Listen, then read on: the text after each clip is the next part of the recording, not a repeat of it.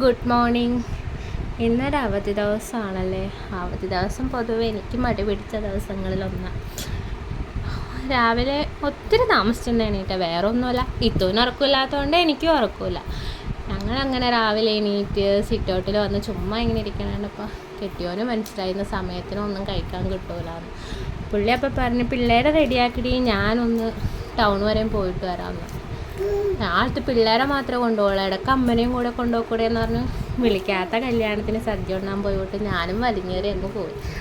വട്ടിനെ എല്ലാം പെറുക്കി ഇച്ചിരി താഴേക്ക് ഇറങ്ങിപ്പോണം. നമ്മുടെ വീട്ടിലോട്ടൊന്നും വണ്ടി കയറി വരത്തില്ല. നമ്മുടെ വഴി കല്ലും മുള്ളും നിറഞ്ഞതാന്നൊക്കെ പറഞ്ഞിട്ടില്ല, അതുപോലെ ഒരു കല്ലും മുള്ളും നിറഞ്ഞ വഴിയാണിപ്പോൾ. അപ്പോൾ വണ്ടി താഴെ ഇട്ടേക്കണാണ്. ഇതുങ്ങളെല്ലാം വാരിക്കെട്ടി താഴേക്ക് പോകണം.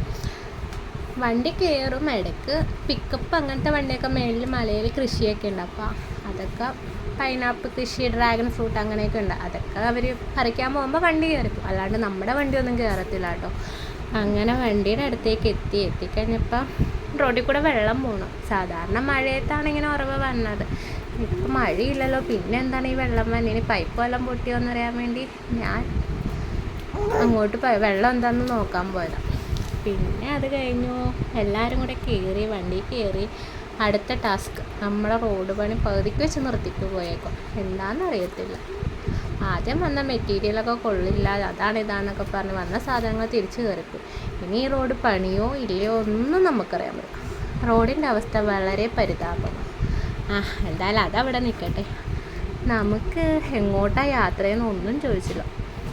എവിടെയാ പോണേ, എന്തിനാ പോണേ ഒന്നും ചോദിക്കേണ്ടി വന്നില്ല.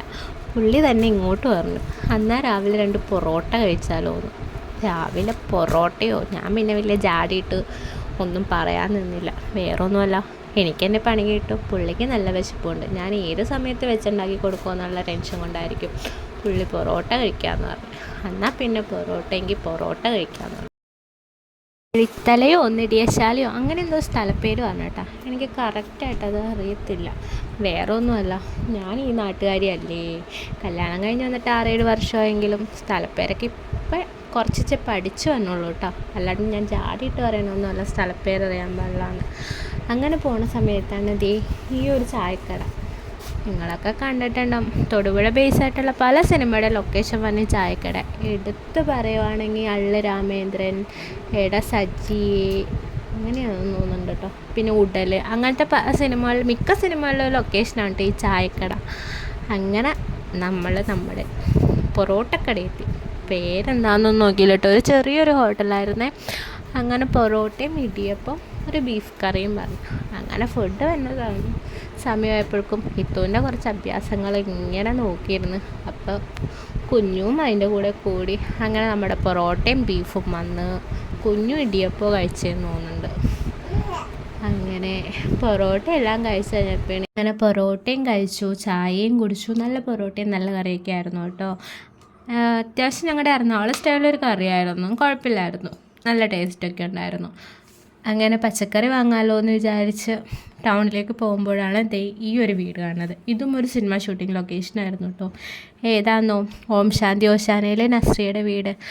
എന്ത് ഷൂട്ട് ചെയ്തത് ഈ വീട്ടിലാണെന്ന്. പിന്നെ ഓം ശാന്തി ഓശാനയുടെ കുറച്ച് പോർഷൻസൊക്കെ നമ്മുടെ വീടിൻ്റെ അവിടെയൊക്കെ ഷൂട്ട് ചെയ്തിട്ടുണ്ടെന്ന് പുള്ളി കഥ പറയുമായിരുന്നു. അങ്ങനെ അതൊക്കെ കേട്ട് അവസാനം പച്ചക്കറി കടയിലെത്തി. അങ്ങനെ പച്ചക്കറിയും വാങ്ങി വീട്ടിലോട്ട് പോവാം. ഇനി ഇത്തൂന് എന്തായാലും ഫുഡ് ഉണ്ടാക്കി കൊടുക്കണം, ഉച്ചക്കലത്തെ ഫുഡ് ഉണ്ടാക്കണം, അങ്ങനെ കുറച്ച് കാര്യങ്ങളുണ്ട്. അങ്ങനെ വീട്ടിലെത്തി ഫുഡൊക്കെ ഉണ്ടാക്കി കഴിഞ്ഞ് ഇത്തൂനൊക്കെ ഫുഡ് കൊടുത്തു കഴിഞ്ഞപ്പോൾ വീണ്ടും കെട്ടിയാൻ വന്നേക്കും. പുഴക്ക് പോയാലോ എന്ന്. അലക്കാനുണ്ടോയെന്ന് വെച്ചാൽ അവൻ അലക്കാൻ മാത്രമേ ഉള്ളൂ. പക്ഷെ ഇവിടെ എന്താ അലക്കൊന്നുമില്ലേന്ന്. അലക്കലൊക്കെ എല്ലാ ദിവസവും അലക്കുകയൊക്കെ ചെയ്യുന്നുണ്ട്. ഇവിടെ ചേട്ടനും മത്സരിച്ച ഡ്രസ്സ് മാറണം. അനിയൻ ഒരെണ്ണം മാറുമ്പോൾ ചേട്ടൻ ഒരെണ്ണം മാറും. അങ്ങനെ എല്ലാ ദിവസവും ഒത്തിരി അലക്കാനുണ്ടാവും. പിന്നെ വീട്ടിൽ അലക്കണേക്കാളും രസം പുഴക്ക് പോയി അലക്കണേ. പുഴയിൽ അലക്കാമെന്ന് വെച്ച് കഴിഞ്ഞാൽ ഒരു പ്രത്യേക ഒരു രസമാണ്. കാര്യം ശരി, നമ്മുടെ നാട്ടിൽ പുഴയില്ലാത്തതുകൊണ്ട് പുഴയുള്ള നാട്ടിൽ വന്നപ്പോഴുള്ള ഇതാണോയെന്നും അറിയത്തില്ല. പോവാലാന്ന് പറഞ്ഞ് അലക്കാനുള്ളതൊക്കെ എല്ലാം വാരിയെടുത്ത് പുഴയിലോട്ട് അങ്ങ് പോവുക. ഇതാണ് കേട്ടോ നമ്മുടെ പുഴ. ഒത്തിരി നാൾ കൂടിയാണ് പുഴയിൽ വന്നത്. ഇപ്പോൾ ഏകദേശം 1 വർഷം അടുക്കെ ആയിട്ടുണ്ടാവും. ഇത്തൂനെ പ്രഗ്നൻ്റ് ആയ പിന്നെ പുഴയിൽ അങ്ങനെ വന്നിട്ടില്ല. ഇത്തും ഫസ്റ്റ് ടൈം ആ പുഴ കാണുന്നത്. അങ്ങനെ അലക്കാനുള്ളതൊക്കെ അലക്കി കുറച്ച് കഴിഞ്ഞപ്പോഴേക്കും ഇത്ത് വഴക്കുണ്ടാക്കാൻ തുടങ്ങിയപ്പോഴേക്കും ഏറ്റവും ബാക്കി ചെയ്തോളാന്ന് പറഞ്ഞ് ചെയ്തു. അതിൻ്റെ ഇടയ്ക്ക് കുഞ്ഞുവിന് മീനെ പിടിക്കണം, അങ്ങനെയാണ് ഇങ്ങനെയാണെന്ന് പറഞ്ഞ് വെള്ളത്തിൽ ഇറങ്ങി നിൽപ്പുണ്ട്. ചെറിയൊരു ജലദോഷമൊക്കെ ഉള്ളതാണ്, ഒത്തിരി അങ്ങ് വെള്ളത്തിലേക്ക് ഇറക്കിയില്ല, തണുപ്പല്ലേ. അങ്ങനെ ഞാൻ വേഗം ഇത്തുവിനെയും പിടിച്ച് നിൽക്കും. ഇനി വിശക്കുന്നുണ്ട്. രാവിലത്തെ പൊറോട്ടയൊക്കെ ഏതോ ഒരു വഴിക്ക് പോയി. വീട്ടിൽ ചെന്നിട്ട് ഇനി എന്തെങ്കിലും കഴിക്കണം. അങ്ങനെ കുറച്ചും ഇതൊക്കെ ആയിട്ട് നിൽക്കുക.